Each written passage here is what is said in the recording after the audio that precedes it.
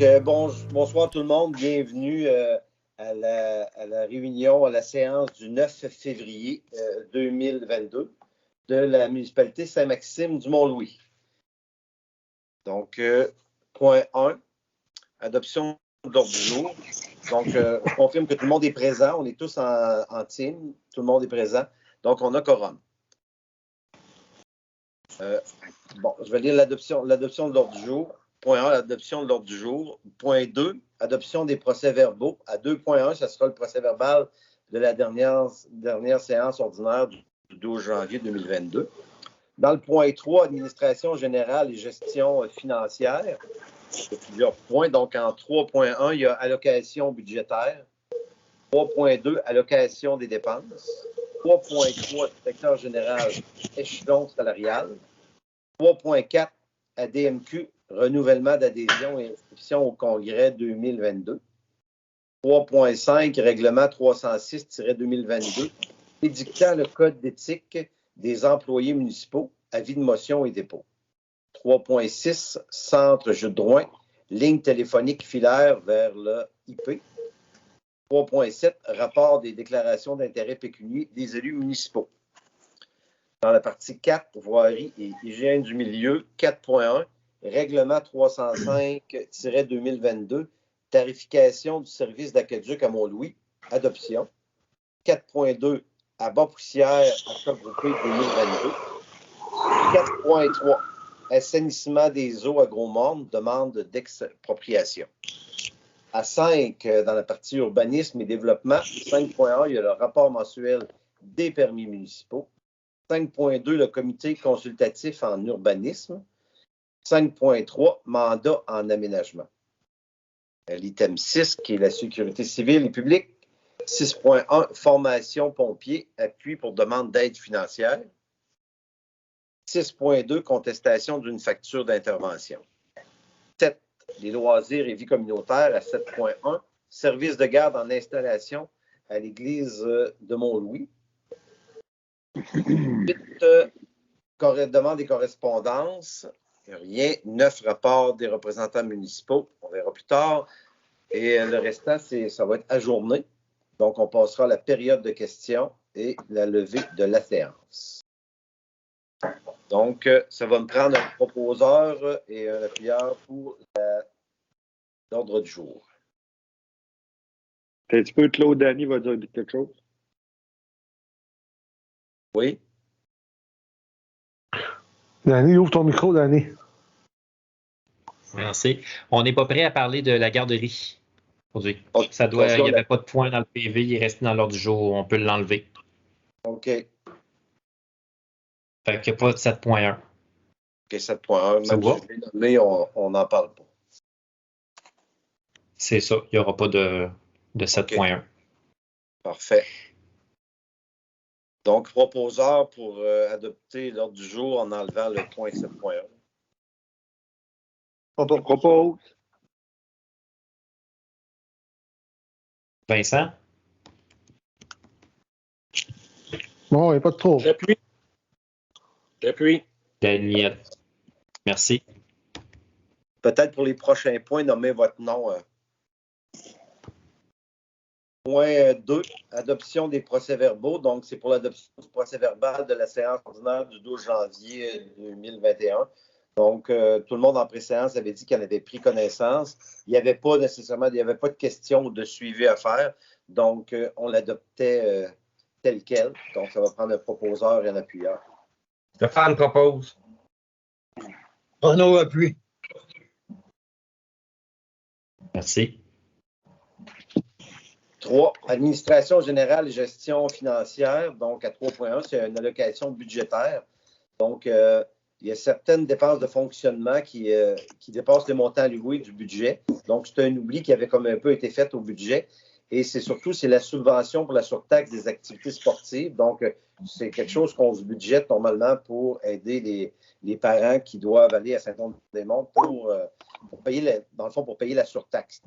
C'est un montant que normalement on met 2 000 $, mais là, le poste budgétaire était à 0, donc il faut l'affecter à nos dépenses excédentaires ou surtout non affectées.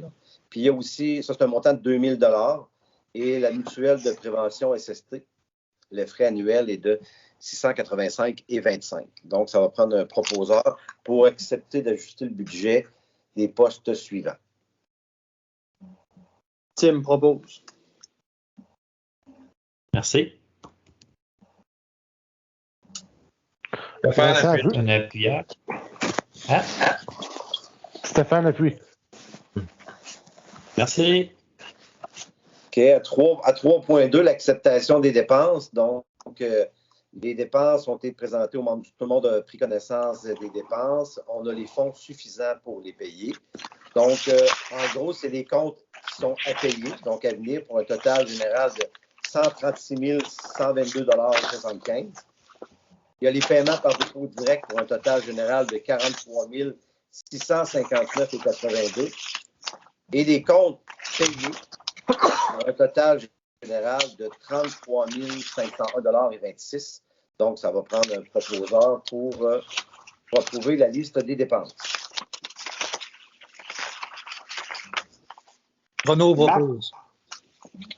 Marc Allô? Seconde. Merci.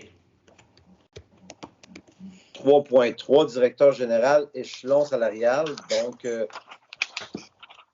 suite à la fin de la période probatoire, donc, qui avait été convenu avec le directeur, c'est dans le fond, c'est d'attribuer l'échelon 12 dans la projection budgétaire. Ça avait été adopté par le Conseil en décembre dernier. Donc, ce que le Conseil confirme l'attribution de l'échelle 12 au salaire de son directeur général à compter du 1er janvier 2022. Donc, on attribue l'échelle 12 depuis le 1er janvier 2022. Donc, ça va prendre un proposeur et un secondaire. Stéphane propose. Renaud appuie. Merci. Merci, personnel. 3.4, la DMQ, renouvellement d'adhésion et inscription au Congrès 2022. Donc, la municipalité, comme on fait partie de la DMQ, on a, dans le fond, à payer un montant pour le renouvellement de notre adhésion. Le montant est de 495 $ et aussi l'inscription au Congrès de notre directeur général. Donc, le montant est 539 $ avant taxe. Donc, ça va prendre un proposeur pour accepter ces deux dépenses-là en lien avec le renouvellement d'adhésion et l'inscription au Congrès 2022. Marc propose. Bon, Daniel appuie. Merci, Daniel. À 3.5, c'est le règlement 306-2022 édictant le code d'éthique des employés municipaux. Donc, il y a un avis de motion. Donc, en préséance, c'est Stéphane qui avait été choisi pour lire l'avis de motion. Fait que je te laisse la parole, Stéphane. Moi, conseiller, Stéphane Cléré, donne avis de motion qu'à une prochaine séance sera soumise pour adoption du règlement 306-2022, adoptant le code d'éthique et de déontologie. Réviser des employés municipaux qui remplace celui en vigueur. Les codes des employés municipaux énoncent les valeurs et les règles applicables à leur conduite, ainsi que les sanctions que peut entraîner un manquement en déontologie. La nouvelle version introduite à la notion de civilité au respect lors des communications, incluant celle du web et des réseaux sociaux. Un projet de règlement est présenté et déposé maintenant par moi-même. Good. Donc, comme c'est un avis de motion, on n'a pas besoin de proposeur ou d'appuyeur. C'est un dépôt. Parfait. Fait qu'on va aller au point suivant, 3.6. Centre Jules Drouin, ligne téléphonique filaire vers la téléphonie IP. Donc, tous nos services municipaux se sont nantis du service IP. Il nous reste le centre Jules Drouin, qui a 2 téléphones qui sont encore avec le service filaire normal. Et puis, ces téléphones-là sont un peu à bout d'âge. Puis, il faudra mettre un terme à l'entente avec TELUS. On aura une légère pénalité. On avait parlé l'année passée, la pénalité était trop grande pour le gain que ça donnerait de couper le contrat. Mais là, maintenant, ce qui est proposé, mais dans le fond, c'est que la municipalité pourrait faire des gains en coupant le contrat tout de suite avec la ligne filaire IP, pas IP, mais avec TELUS, pour aller directement vers IP. Donc, même si on avait une légère pénalité, on sera beaucoup plus gagnant. Donc, dans la proposition, c'est d'utiliser, pour remplacer les anciens téléphones, on utiliserait un montant des dépenses affectées au fonds Northland Power. Donc, le montant avant taxe est de 355 $. Donc, pour aller de l'avant, ça prend un proposeur. Renaud propose. Merci. Proposeur. Appuyeur. Marc appuie. Merci. 3.7, rapport sur les déclarations d'intérêt pécunier des élus municipaux. Donc, conformément aux articles de la loi 357 à 363 de la loi sur les élections et les référendums municipaux, tous les membres du conseil d'une municipalité doivent, dans les 60 jours qui suivent la proclamation de son élection, déposer devant le conseil une déclaration écrite mentionnant l'existence de ses intérêts pécuniaires. Donc, ce qui a été fait. Hein. Puis, c'est ça, je vous confirme. C'est ça, je vous confirme que c'était fait. Donc, c'est moi qui vous en informe. Donc, ça a vraiment été déposé. Et puis que toutes les déclarations fournies vont être transmises au même âge comme prévu dans le délai imparti. Donc, c'est un point d'information. Parfait. Il n'y a pas de décision non plus. C'est un point d'information. Point 4, voirie et sécurité publique et hygiène du milieu. Donc, 4.1, c'est le règlement 305-2022 fixant la tarification des réseaux municipaux d'aqueduc pour le secteur de Mont-Louis. Un petit peu plus bas. Donc, il est proposé que le Conseil adopte le règlement déposé et reproduit, si bon, incluant une modification accordant un crédit en 2022 pour toute augmentation à la taxe de service relative à 2021, afin d'informer l'entreprise contribuable en premier lieu, le cas échéant. Si vous me permettez, on avait déjà déposé le règlement la dernière fois. Pour ceux qui écoutent aussi, c'est qu'il va y avoir un ajustement concernant une iniquité pour les très grands consommateurs d'eau. Donc, évidemment, c'était déjà le cas pour Cuisimère qui ont un compteur depuis de nombreuses années. Et depuis 3 ans, tous les commerces en ont. On a des données. Ce n'est pas une facturation au compteur d'eau. On est encore par catégorie. Sauf qu'il y avait une iniquité pour quelques entreprises et on ne voulait pas non plus arriver avec une tarification additionnelle sans avoir été mis au courant. Donc, aujourd'hui, c'est adopté avec comme mention que toute augmentation causée par le nouveau règlement va être créditée cette année par rapport à la facture de l'année passée. Donc, les gens vont être mis au courant pour cette année. Puis l'année prochaine, ça va s'appliquer pleinement. Puis comme je vous dis, ce n'est pas une grosse différence, mais ça permettait d'avoir un ajustement réaliste, mais quand même équitable envers les commerces à cause de la grosse consommation d'eau. Ça vous va? Donc, ça va prendre le proposeur et l'appuyeur. Vincent propose.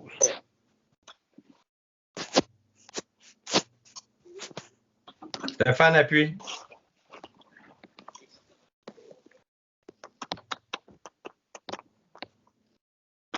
Merci.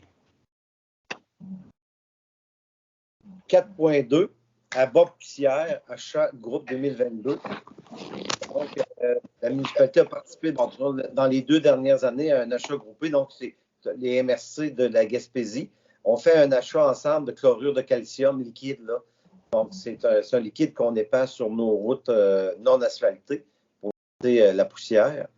Donc, nous, notre partie, c'est 16,4 mètres cubes. On a besoin, donc, l'achat groupé permet d'en acheter beaucoup pour avoir un prix plus compétitif. Donc, le conseil accepte de participer de nouveau selon les quantités proposées. Et les nôtres, c'est 16,4 mètres cubes. Donc, ça prend un proposeur pour accepter l'achat groupé. Renaud propose. Tim appuie. C'est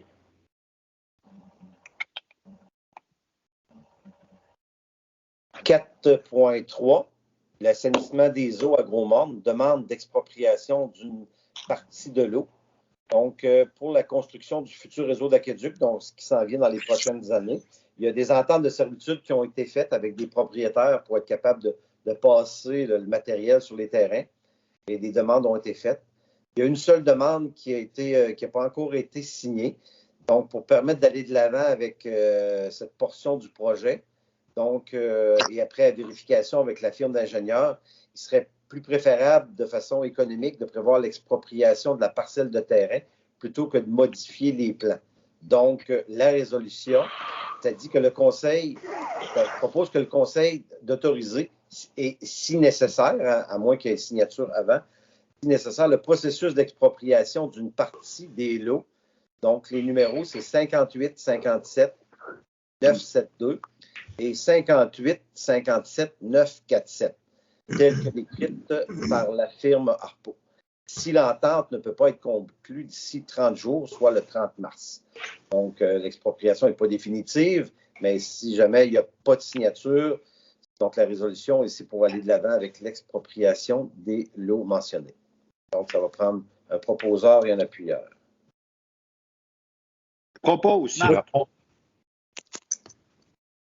Un peu. Daniel?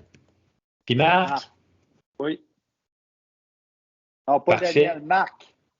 Ah, Marc. Merci.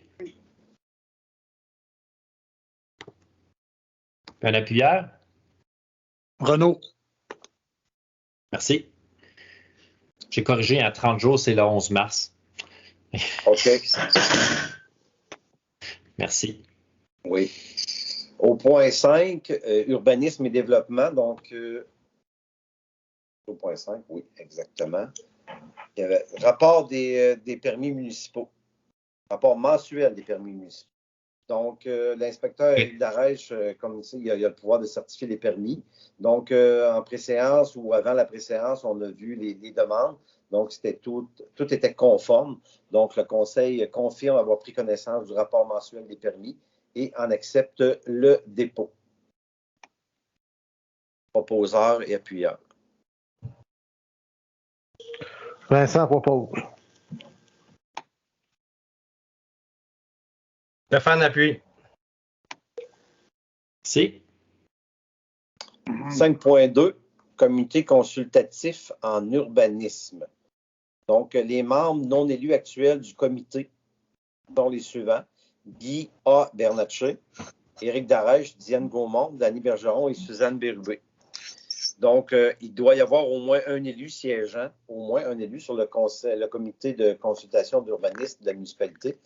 Donc, le conseil statute la composition du comité nomme des personnes suivantes, mais on disait en préséance qu'on les nommait par poste. Donc, je vais les nommer. Directeur général et greffier trésorier Dany Bergeron. Directrice et greffière trésorière adjointe Diane Gaumont.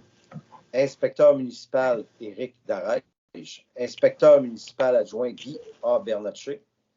Citoyen Suzanne Bérubé. Maire Claude Bélanger. Puis en préséance, conseiller, on avait choisi ensemble que c'était Stéphane, c'est ça? Oui. Oui. Donc, les postes, ce qu'on dit, c'est les postes sont d'office pour les personnes occupant les postes désignés. Seul le poste de citoyen et les postes des élus doivent être confirmés par une nouvelle résolution en cas d'une modification, par exemple une élection ou quelqu'un qui démissionne. Donc, pour accepter ce comité-là, donc ça va prendre un proposeur, un appuyeur. Renaud propose. Merci. Vincent appuie. Merci. 5.3, c'est le mandat en aménagement. Donc, la municipalité a fait l'acquisition du 53 rue de l'Église officiellement en janvier dernier. Elle compte se voir développer une nouvelle rue. Donc, le conseil accepte l'offre de service en aménagement de la part de Jean-François Roland d'ACOM à ECOM au montant de 6 950 $ avant taxe et en affecte la dépense au fonds de la RIEGIM. Proposeur et secondaire. Stéphane propose.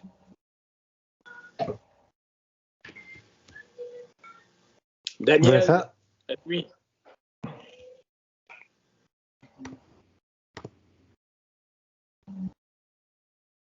6. Merci. Sécurité, c'est bon. Sécurité civile et publique. 6.1, la formation de pompiers. Appui pour une demande d'aide financière. Donc, ce qui a été résolu, décidé, c'est de présenter une demande d'aide financière pour la formation de ces pompiers. Donc, formation pour 3 pompiers dans le cadre du programme d'aide financière pour la formation des pompiers volontaires ou à temps partiel au ministère de la Sécurité publique et de transmettre cette demande à la MRC de la Haute-Gaspésie. Puis, je pense que la formation, c'était surtout pour l'autopompe. C'est bien ça? Effectivement. Renaud propose. Marc appuie. Tim, vas-y. Là. Tim appuie. Tim Merci. appuie. 6.2, contestation d'une facture d'intervention du service d'incendie. Donc, le Conseil a reçu la lettre d'une contestation d'une facture d'intervention du service d'incendie. Donc, le Conseil maintient la décision administrative d'émettre la facture et réitère l'interdiction générale sans permis de faire tout feu à ciel ouvert. Le Conseil explique aussi par la même occasion que tout responsable de feu sans permis soit passible d'une amende selon le règlement 262 et qu'en cas d'intervention résultant d'un feu sans permis, peu importe son ampleur, toute facture est automatiquement transmise au responsable du feu et les frais se basent sur l'article 69 du règlement. Stéphane propose. Marc appuie.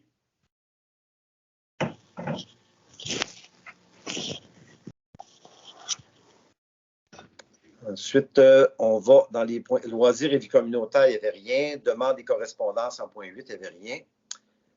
Rapport des représentants municipaux. Il y a des gens, des conseillers qui ont des rapports municipaux à faire.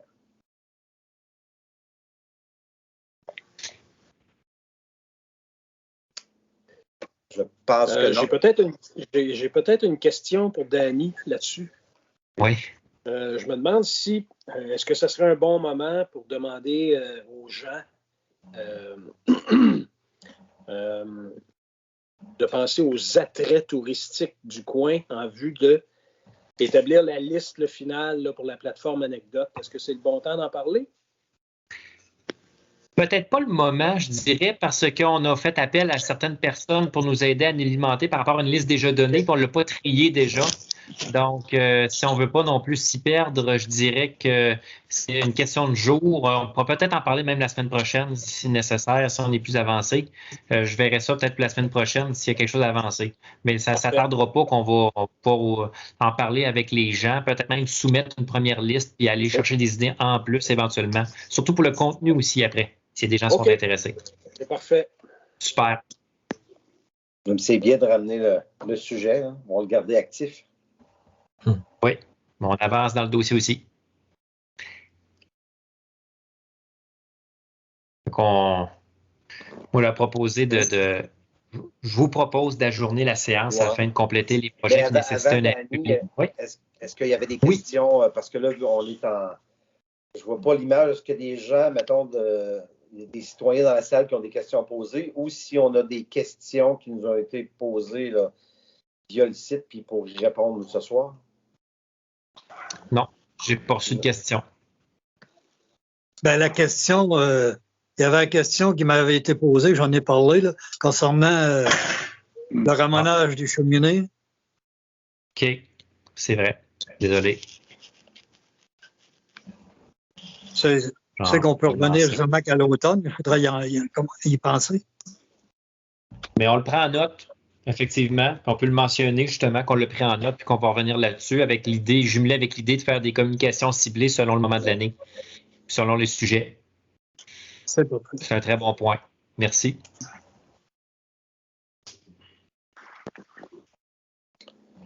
Donc, le dernier point, donc, est-ce qu'il y a d'autres personnes qui avaient des représentants municipaux avec des rapports? Je pense que non. Donc, ajournement de la séance, s'il n'y a pas d'autre chose. Donc, la séance est ajournée et sera reprise mercredi, le 16 février prochain, à 20h. Ça va prendre un proposeur. Rien. Marc propose. Tim appuie. L'ajournement, mais pas lever juste sa journée. Merci. Rien.